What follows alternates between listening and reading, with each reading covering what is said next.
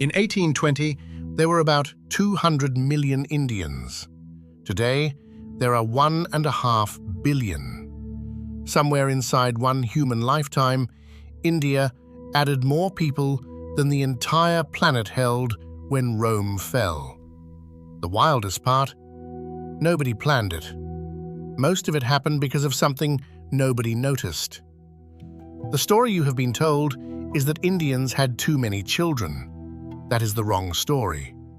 Indians did not start having more babies. Indians started having more babies who lived.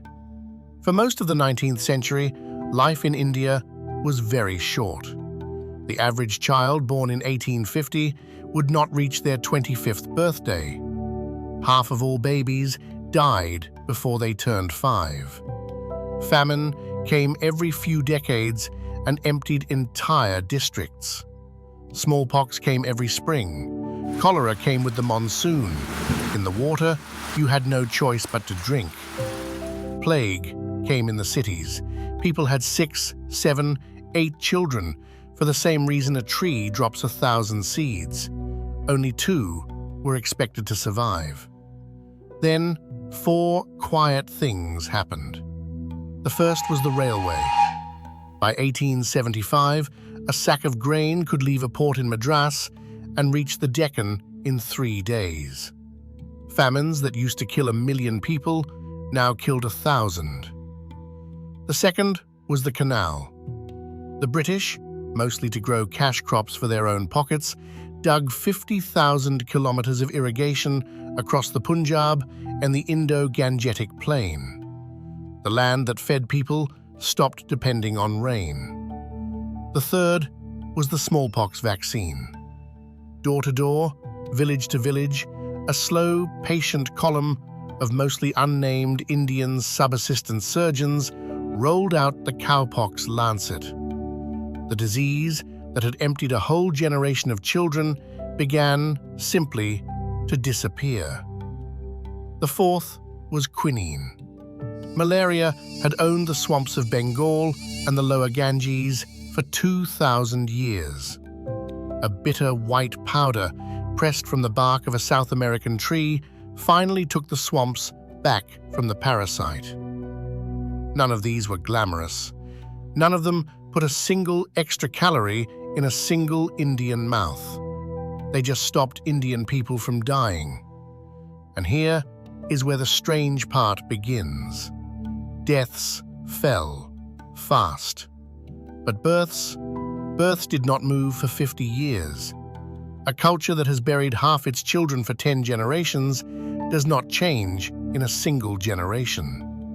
So every Indian family kept having 7 children, and now 5 of them lived, and then 6, and then 7. This is called the demographic transition. It is the most important thing that has ever happened to a country in the history of statistics.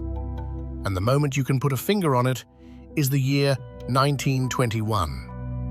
That year, the British conducted the first census after the Great Influenza catastrophe. 12 million Indians had just died in 18 months. Everyone expected the curve to bend down. It did not. It turned and started climbing. From that day, India quietly multiplied. Then came independence. In 1947, India had 340 million people. By 1971, it had 550.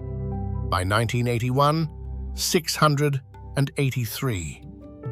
Every decade, India was adding the population of France, sometimes the population of Britain, sometimes both in the same census.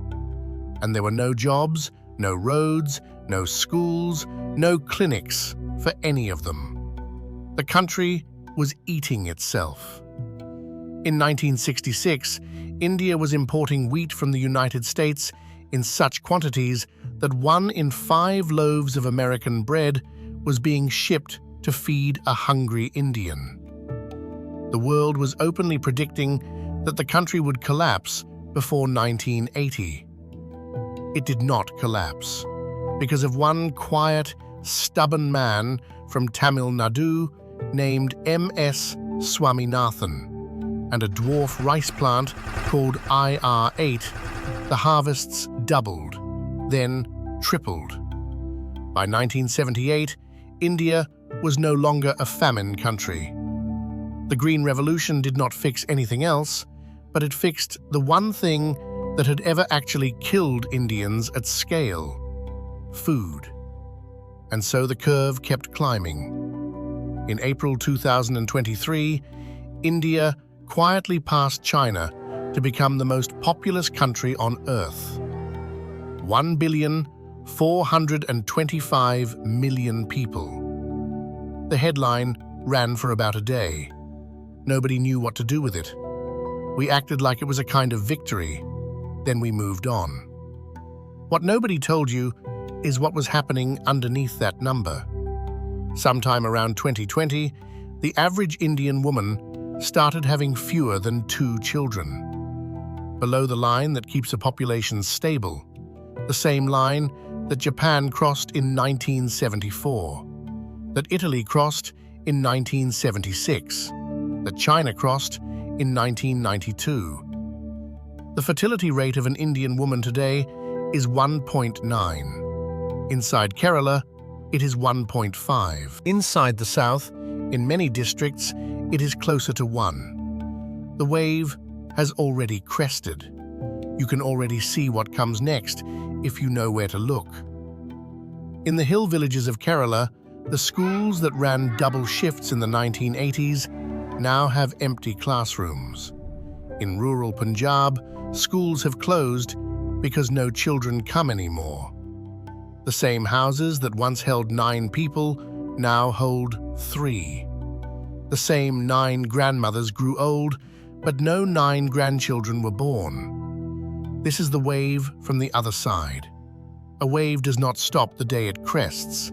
It just begins, very slowly, to fall. India's population will keep growing for another 20 years, peak somewhere near 1.7 billion.